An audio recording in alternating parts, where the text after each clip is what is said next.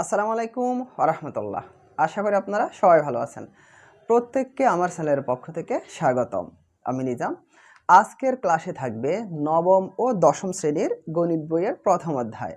অধ্যায়টি হলো বাস্তব সংখ্যা।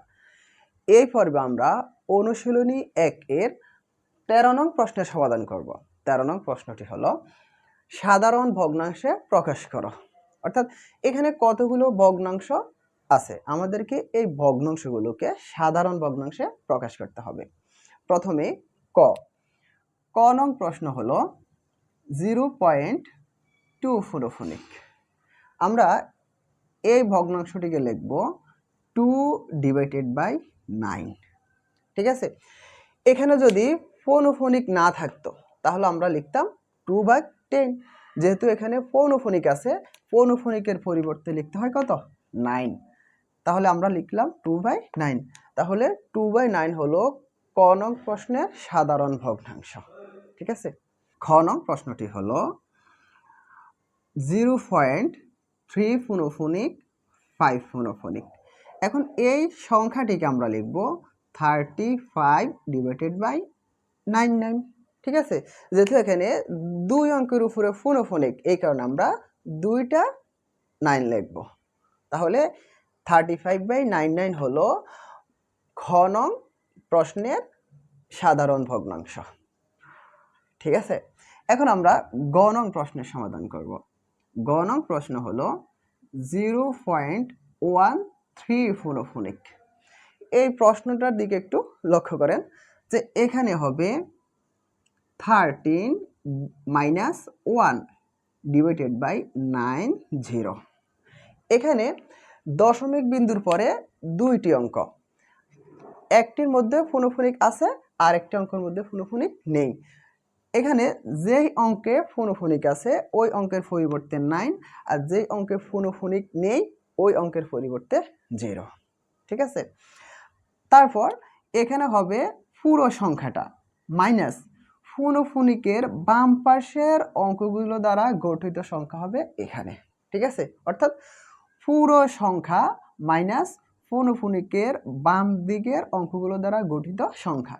এখানে পুরো সংখ্যা হলো 13 আর ফোনোফোনিকের বাম দিকের অঙ্ক দ্বারা গঠিত সংখ্যা হলো 1। এই কারণে 13 - 1। ঠিক আছে, এখন আমরা লিখতে পারি 13 থেকে 1 গেলে 12/90। এখন হবে আমরা যদি এই সংখ্যাটিকে ভাগ করি তাহলে হবে 2 আর এখানে হবে 15। অর্থাৎ 6 দিয়ে যদি 12 ভাগ করি তাহলে হবে 2, এবং 6 দিয়ে যদি 90-কে ভাগ করি তাহলে হবে কত? 15। তাহলে আমাদের ঘ নং প্রশ্নের সাধারণ ভগ্নাংশ হলো 2/15। ঠিক আছে, এখন আমরা ঘ নং প্রশ্নের সমাধান করব। ঘ হলো 3.78 ফোনোফোনিক। ঠিক আছে, এখন আমরা লিখব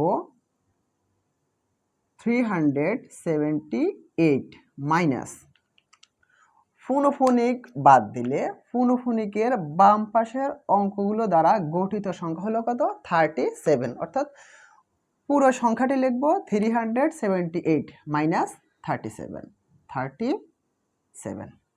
ঠিক আছে, আর আমরা ডিভাইডেড কত লিখব?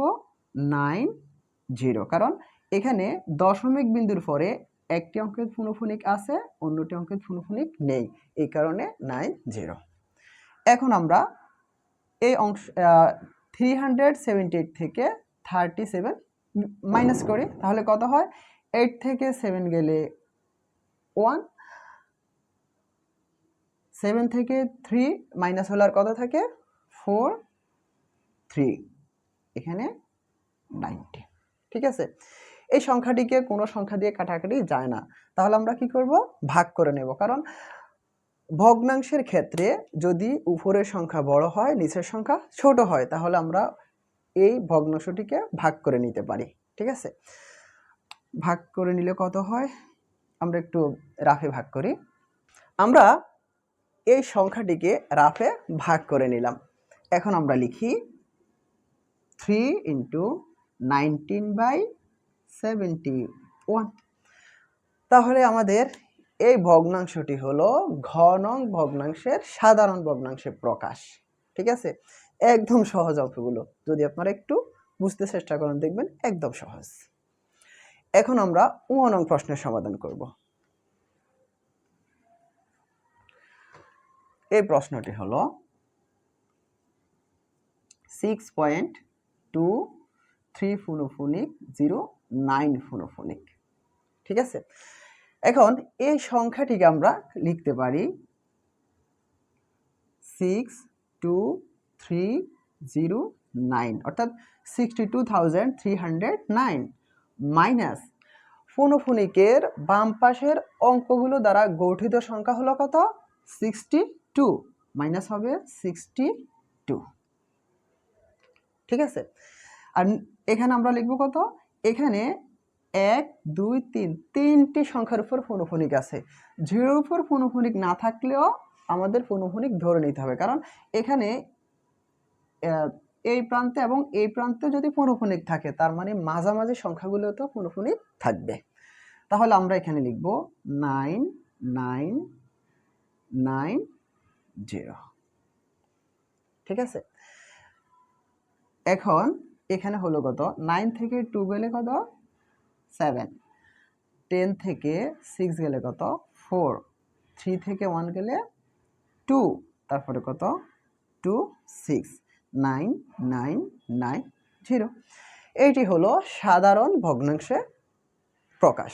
এখন যেহেতু উপরের সংখ্যাটি বড় নিচের সংখ্যাটি ছোট, এখন আমরা ভাগ করে দেখি কত হয়। আমরা এই সংখ্যাটিকে রাফে ভাগ করলাম, ভাগ করে এখন আমরা লিখি 6 × 2307 ডিভাইডেড বাই 9990।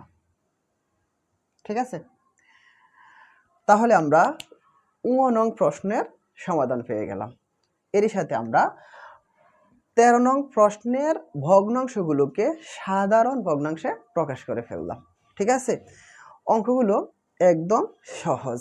আপনাদের যদি বুঝতে সমস্যা হয় আমাকে কমেন্টে জানাবেন, তাহলে পরবর্তী ক্লাসগুলো যেন আরো ভালোভাবে করতে পারি ইনশাআল্লাহ। আল্লাহ হাফেজ।